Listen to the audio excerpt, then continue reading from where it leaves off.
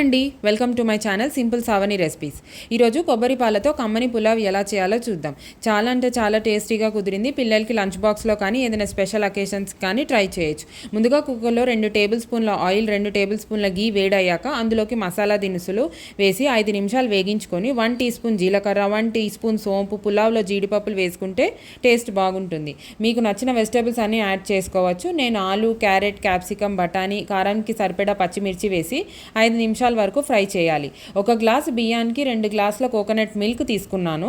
లాస్ట్గా తగినంత ఉప్పు వేసి అంతా కలిసేలా కలుపుకొని ఒకసారి మూత పెట్టి మీడియం ఫ్లేమ్లో 2 విజిల్స్ వచ్చేంత వరకు ఉడికించుకోవాలి.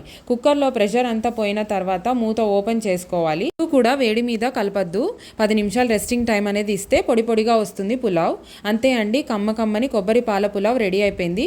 లాస్ట్గా కొత్తిమీర చల్లుకొని ఒకసారి బాగా కలుపుకొని దీన్ని రైతాతో సర్వ్ చేయండి.